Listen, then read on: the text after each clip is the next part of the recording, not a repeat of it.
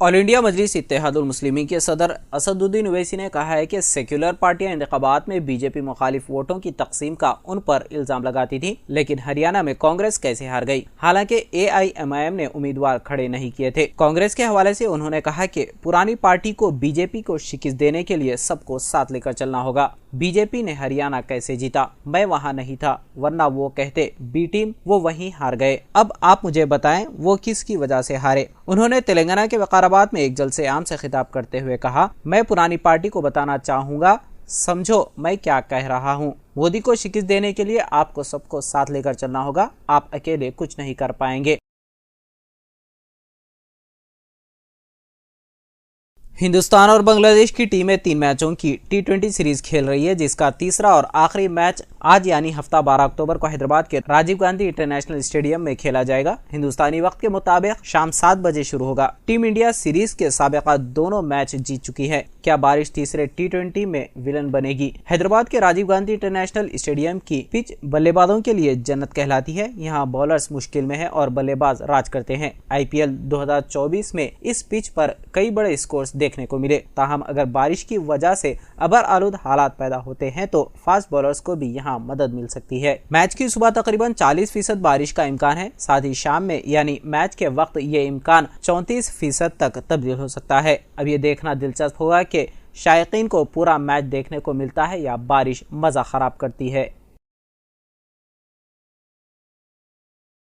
हैदराबाद में दुर्गा की मूर्ति को नुकसान पहुंचाने वाले शख्स को पुलिस ने गिरफ्तार कर लिया। वादेरेह के नामपली नुमाइश ग्राउंड में बिठाई गई दुर्गा की मूर्ति को नुकसान पहुंचा गया था, जिसके बाद से अफवाहों का बाजार गर्म हो गया था। सेंट्रल जोन पुलिस ने फौरी हरकत में आते हुए कई टीमें तश्कील दी और अंदरून चंद घंटे मुलजिम को फिलखाना इलाके से गिरफ्तार कर लिया। मुलजिम की शिनाख्त कृष्णैया गौड़ के तौर पर की गई और वो नागर कर्नूल का रहने वाला बताया गया है। पुलिस के मुताबिक मुलजिम का ज़हनी तवाज़ुन ठीक नहीं है। वो कल रात नामपली नुमाइश ग्राउंड में दाखिल हो गया था और रात वहीं रह गया। सुबह की अवलिन सातों में उसे भूख लग रही थी और वो खाना तलाश करते हुए दुर्गा की मूर्ति के पंडाल के पास पहुंचा, जहां उसने पूजा के सामान वगैरह को नुकसान पहुंचाया और मूर्ति को भी नुकसान पहुंचाया। CCTV फुटेज की मदद से मुलजिम की शिनाख्त करते हुए उसे गिरफ्तार कर लिया गया। पुलिस ने सोशल मीडिया पर फैलाई जा रही अफवाहों को तरदीद की कि यह फिरकावाराना नौयत का वाकया है। पुलिस ने इस मामले में जहां मुलजिम के खिलाफ मुकदमा दर्ज किया है, वहीं ऑर्गेनाइजर के खिलाफ केस दर्ज किया गया है, क्योंकि जिस वक्त ये वाकया पेश आया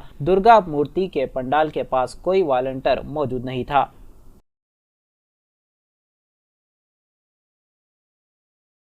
तमिलनाडु के चेन्नई से तकरीबन 46 किलोमीटर दूर कावाराई पेटाई के करीब एक तेज रफ्तार एक्सप्रेस ट्रेन स्टेशनरी मालगाड़ी से टकरा गई। यह हादसा जुमा की रात पेश आया। Train number 12578 Mysore Darbhanga express कारवाई पेटाई में मालगाड़ी से टकरा गई, जिसके नतीजे में 19 मुसाफिर जख्मी हो गए। चेन्नई गुड्डूर सेक्शन में इस हादसे के बाद कम से कम 13 बोगियां पटरी से उतर गई। अब तक किसी जानी नुकसान की इतला नहीं मिली है। राहत कारी का काम जारी है। इसराइली मिलिट्री फोर्सेस ने कहा है कि लबनान की शिया तहरीक हिजबुल्लाह ने गुज़िश्ता रोज इसराइल पर तकरीबन 230 गोले दागे। IDF ने एक बयान में कहा कि जुमा 11 अक्टूबर को 11 बजे रात हिजबुल्लाह शिद्दत पसंद तंजीम की तरफ से फायर किए गए तकरीबन 230 गोले लबनान से इसराइल में दाखिल हुए हैं। इसराइल 1 अक्टूबर से जुनूबी लेबनान में हिजबुल्लाह के जंगजुओं के खिलाफ ज़मीनी और फ़िज़ाई हमले कर रहा है। नुकसानात के बावजूद हिजबुल्लाह ज़मीनी सतह पर इसराइली फ़ौजियों का मुकाबला कर रहा है और सरहद पार रॉकेट फायर कर रहा है। इसराइल का कहना है कि इसका बुनियादी मकसद शुमाल में गोलाबारी से नकल मकानी कर चुके 60,000 रिहायशियों की वापसी के लिए हालात पैदा करना है। रियासती वजीर ट्रांसपोर्ट पूनम प्रभाकर ने विजयदशमी के मौके पर हुस्नाबाद के लोगों से ट्रैफिक कवानीन का अहद लिया। अपने दिफा का अहद इस बात को यकीनी बनाने के लिए कि हर कोई ट्रैफिक कवानीन की पाबंदी करे, शराब नोशी के जेर असर गाड़ी न चलाए और अपनी जानों की हिफाजत करे ताकि दूसरों को खतरा न हो।